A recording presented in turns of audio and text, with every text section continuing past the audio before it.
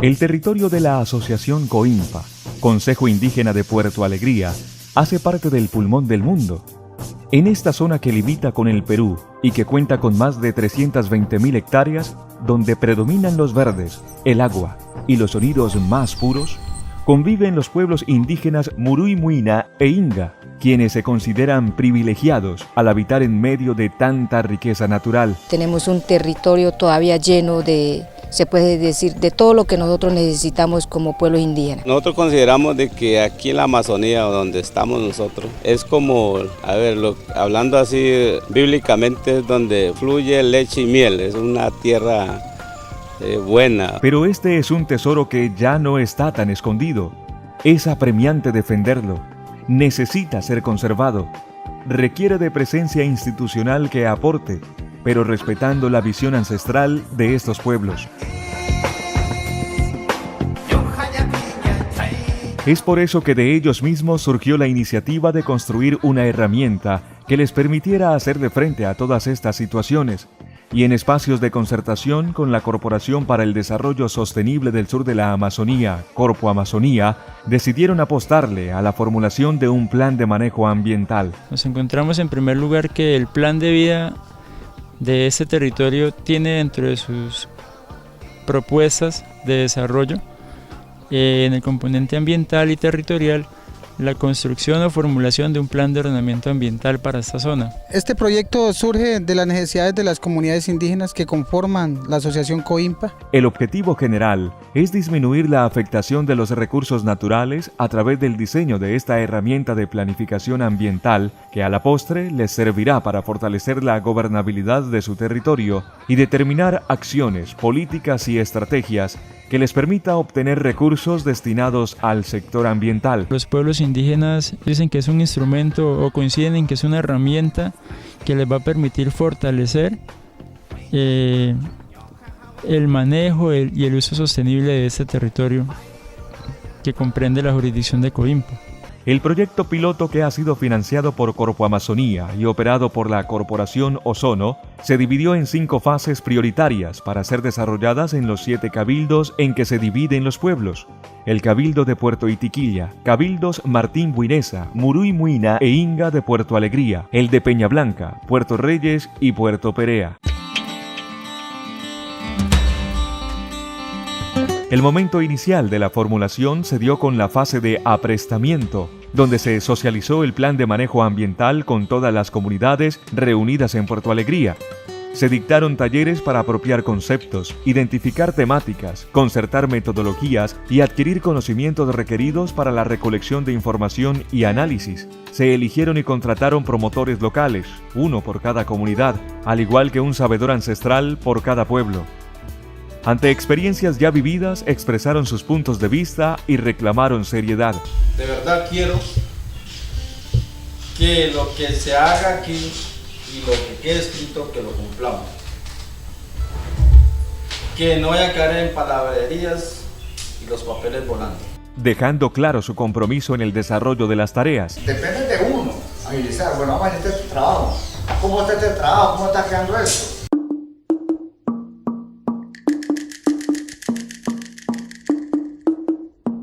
Las diferentes fases se ejecutaron en cada cabildo. La segunda de ellas se denominó Diagnóstico Local Participativo, y como lo ambiental es transversal, también se abordaron aspectos económicos, sociales y culturales del territorio, teniendo en cuenta las fuentes secundarias como el plan de vida, los planos o mapas actuales. Inicialmente, el equipo profesional, acompañado de los promotores locales, recolectó información en cuanto a componentes como clima, geología, geomorfología, hidrología, suelo, flora y fauna, y se tomaron puntos de control con GPS. Trabajamos junto con la Corporación Ozono, donde fuimos a recopilar los primeros datos. Posteriormente se logró trabajar en la elaboración gráfica de la estructura organizacional de los cabildos con la participación activa de las comunidades. El anciano es que prácticamente nos da la dirección a la comunidad. Se identificaron las actividades económicas, las cuales se basan principalmente en el cultivo de chagras, lotes de tierra dedicados al cultivo de plátano, arroz, maíz y la yuca, planta sagrada e imprescindible en los pueblos indígenas. también en el aprovechamiento de la madera para generar algo de ingresos económicos, la caza de animales como la danta y el cerrillo o marrano de monte, que son abundantes en la región. Para ello hay sitios sagrados que se conocen como los salados. La pesca es otra de sus actividades. Lo hacen en ríos y quebradas, pero también en lugares sagrados como las cochas, donde hay menos contaminación. Esta, por ejemplo, se llama la cocha de la boa. Solo de pronunciarla causa temor. Sin embargo, hasta allí llegó el equipo profesional, y de hecho fue sorprendido, pero por la bienvenida que les dio una de las especies que está en peligro de extinción, el delfín rosado. Se indagó sobre temas como salud y educación. En ninguno de los cabildos existe saneamiento básico ni agua potable. En Puerto Alegría solo quedan las instalaciones deterioradas del único centro de salud en la zona que funcionó hace algún tiempo. Para atender a los enfermos están los promotores de salud nombrados por las autoridades administrativas o los médicos tradicionales como el abuelo Valerio, que con toda la sabiduría ancestral inga ahuyenta las dolencias. Están las yerbateras como doña Beatriz y las parteras como la señora Marta. La formación de los niños y jóvenes está basada en la etnoeducación, con docentes de las mismas comunidades. Solo en algunas se enseña hasta la básica. En el Cabildo de Puerto Reyes cerró la escuela, no hay suficientes niños. En Puerto Itiquilla sí hay niños recibiendo clase, pero lo hacen de manera improvisada en el restaurante escolar porque un fuerte vendaval acabó con la escuela. Puerto Perea y Puerto Alegría cuentan con mejor estructura. A esta última, el gobierno le entregó recientemente la dotación para una biblioteca pública, gracias al esfuerzo de sus líderes, evento que coincidió con la visita del equipo profesional. Aunque algunas de sus viviendas se conserven tradicionalmente, en su mayoría ya tienen el toque occidental. En Puerto Alegría hay una iglesia a la que visita de vez en cuando un párroco. También tienen sus zonas de esparcimiento, donde casi siempre está presente un balón. Organizan sus jornadas de trabajo por el bienestar de la comunidad. No hay muchas cruces en los cementerios. Es característico de los indígenas, casi no se enferman, situación que ha despertado la curiosidad del hombre occidental y de lo que hay que tener cuidado. Resulta que muchas enfermedades que tenemos nosotros en Occidente, no las tienen ustedes. Que hay enfermedades que son endémicas para nosotros que para ustedes no. Enfermedades que nos dan a nosotros y a ustedes no. ¿Cómo se explica eso? Entonces los laboratorios, los investigadores vienen a mirar eso y a comparar lo que ya conocen de acá con lo que pasa acá. Pues resulta que comienzan a investigarlo y se convierte, les voy a decir en estas palabras, en conejillos de indias. Se experimenta con las comunidades muchas veces y eso es fatal porque se hace, porque sale barato, porque nunca piden pruebas, porque realmente son cero costosos y porque finalmente los que ganan son los que vienen a hacer eso a costa de las comunidades. ¿Me explico?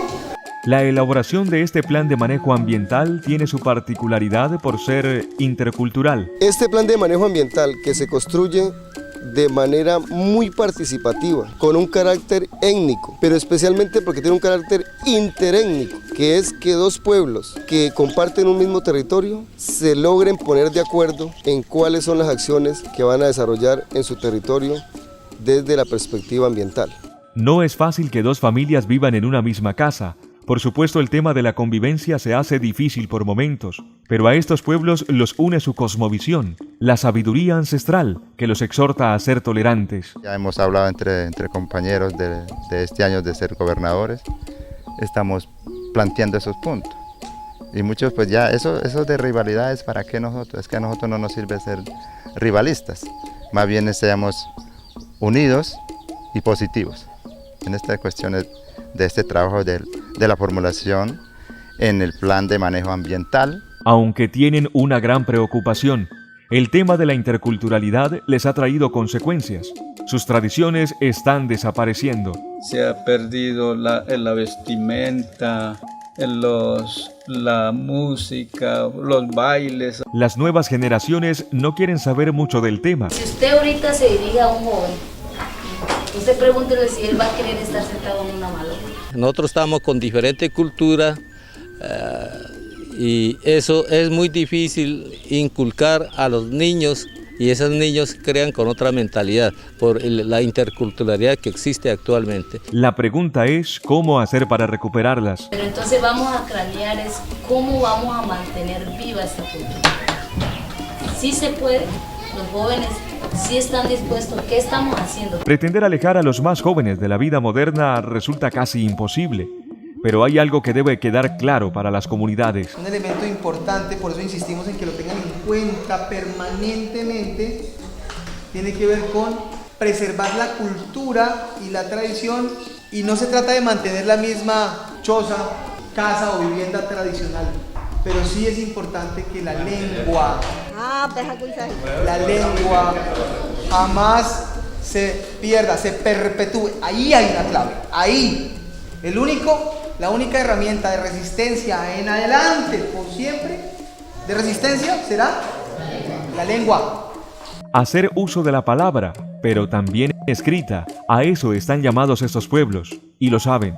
Si usted no escribe, prácticamente están en vía de extinción. Lo escrito no se olvida, y lo escrito les da argumentos para poder cuidar y defender su territorio. Bajo esa premisa es que están elaborando esta herramienta de planificación. La fase de diagnóstico permitió conocer las condiciones actuales del territorio, identificando distintas problemáticas. Esta información quedó plasmada en carteleras, mapas físicos y de cartografía social, hechos a puño y letra de las comunidades.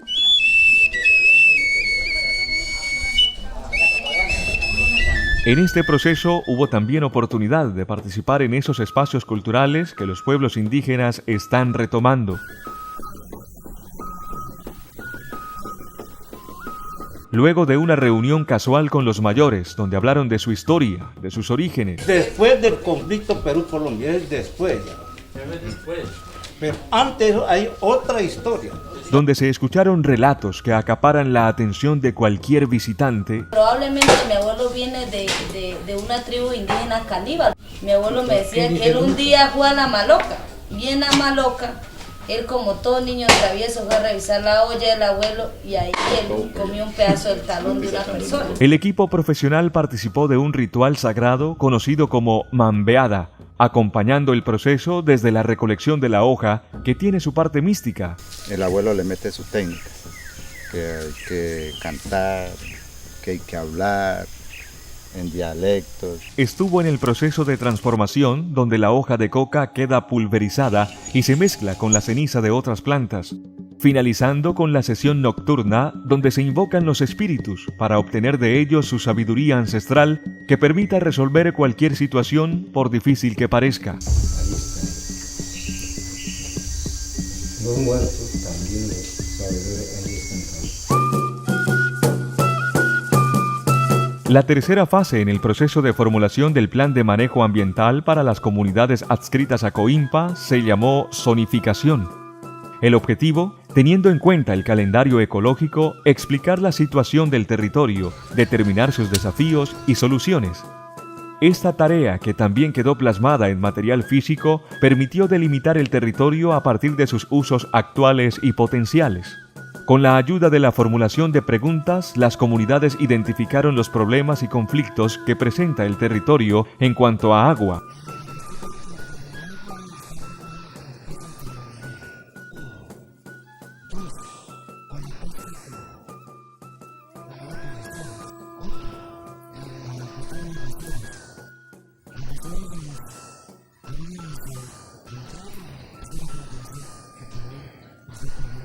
El agua que viene por las quebradas o el río siempre está como contaminada. Problemáticas causadas por foráneos, empresas ilegales y, en cuanto a basuras, las comunidades reconocen que algunos habitantes las botan al río. Los efectos son los daños a la salud y al medio ambiente. También se identificaron las problemáticas en suelo. La erosión ha sido uno de los factores casi que nos ha dado duro. Como esta es una vuelta, pues prácticamente la fuerza del agua golpea duro esta vuelta. Y entonces eso es lo que causa la erosión. La tercera es la del suelo, la de la fertilidad del suelo para poder tener el plátano en la zona de lomas. Sí, esta tierra es estéril, no es fértil.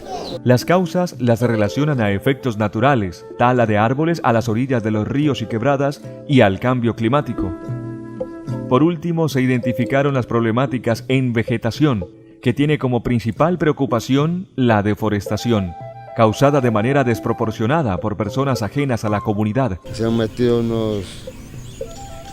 unos señores a cortar madera y en eso nos estamos sufriendo. Pues nos ha preocupado mucho como indígena, por ejemplo, en la parte pues que se ha metido dentro de nuestro territorio, en la parte de medio ambiente, por ejemplo, esos que hacen licencias ilegales, ¿sí? Explotaciones, o sea, eso es preocupante para nosotros. Aunque a falta de alternativas, también han tenido que echar mano de la madera, eso sí, tratando de causar el menor impacto. Hay veces, pues, por falta de nuestro recurso y necesidad, mandamos cortar madera. O sea que una persona que tala la madera, ¿sabe por qué? Porque no tiene sueldo. Entonces, ¿sabe qué? Busca un comerciante o XY persona para que le pueda dar el arroz, la manteca. Luego se hizo un ejercicio de priorización a través de una puntuación dada por las comunidades de acuerdo al grado de importancia que le dieron a cada problema. Se les pidió hacer una prospectiva de su territorio, cómo lo sueñan a futuro. Queremos que nos construyan el aeropuerto para tener más accesibilidad. Que tengamos las 24 horas de luz. Y finalmente, las comunidades definieron cuáles podrían ser los planes, programas y proyectos aplicables a corto, mediano y largo plazo para dar solución a cada una de sus problemáticas. Reforestación de fuentes hídricas y cauces. Pues también es un proyecto para poder reforestar de pronto la orilla del río.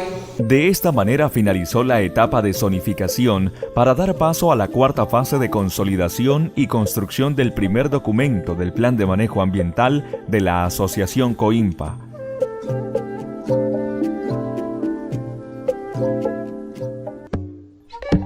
Luego de construido el documento y en una siguiente visita, fue socializado con las comunidades indígenas en Puerto Alegría para su validación. Compañeros, lo importante aquí es que ya estamos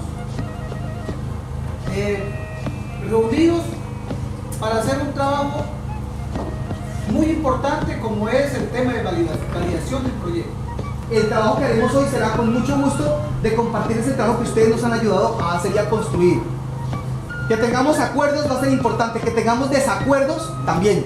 Ese plan de manejo ambiental intercultural tiene varios momentos, que es bueno que sepan, varios momentos de trabajo.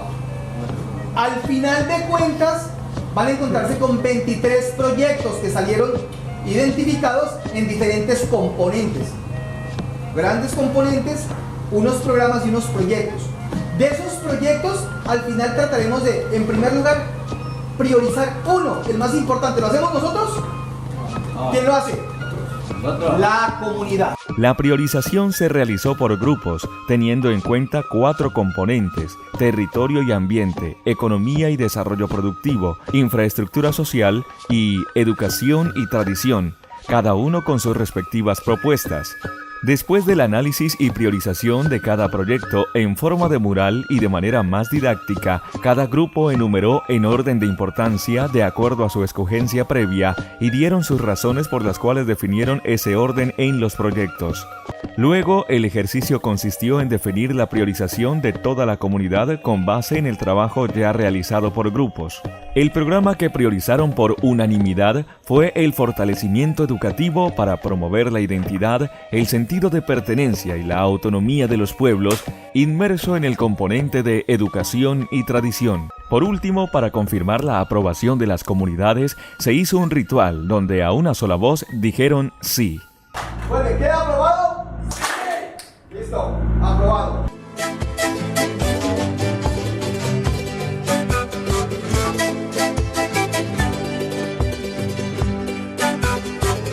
Para el cierre del proceso, posteriormente los delegados de las comunidades se desplazaron hasta Leticia, Amazonas, con el objetivo de socializar el resultado obtenido en las fases de construcción del Plan de Manejo Ambiental.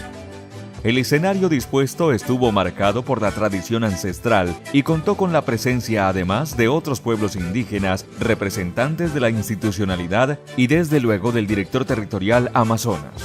emprendimos este gran proyecto, digamos, de realizar este instrumento de planificación. Un gran reto para la corporación y para la Territorial Amazonas llegar, digamos, a estos territorios.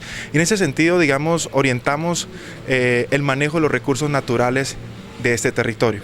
Y parte del balance es que hoy, en este plan de manejo ambiental, tenemos diferentes proyectos y líneas estratégicas a partir de la información, del trabajo en las comunidades desde las bases, ¿sí? Que van a orientar el uso y manejo de los recursos naturales que se ubican en este territorio.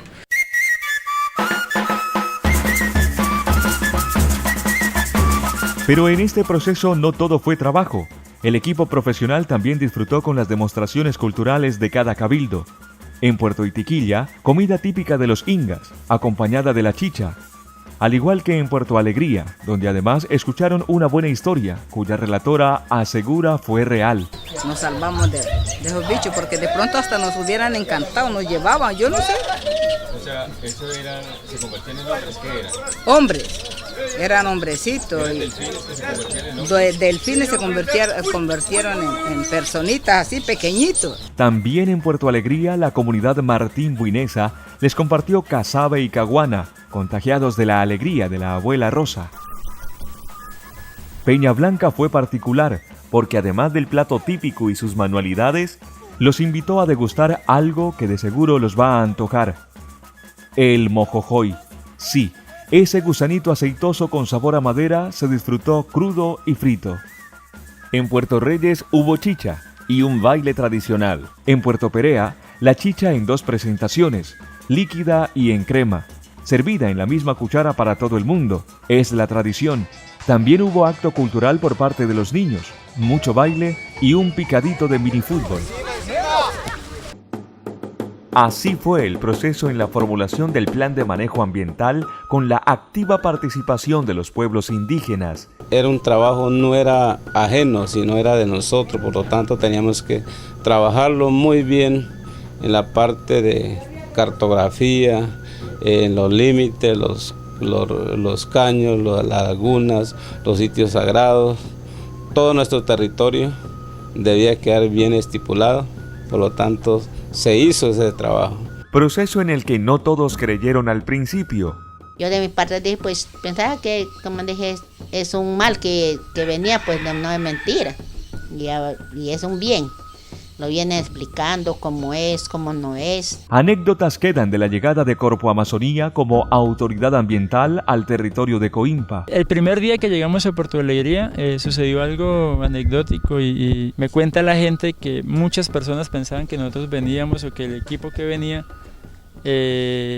tenía la intención de decomisar madera ilegal, que veníamos a prohibir la pesca, que veníamos a prohibir la caza, etc. Hoy el sentimiento es de gratitud y de esperanza.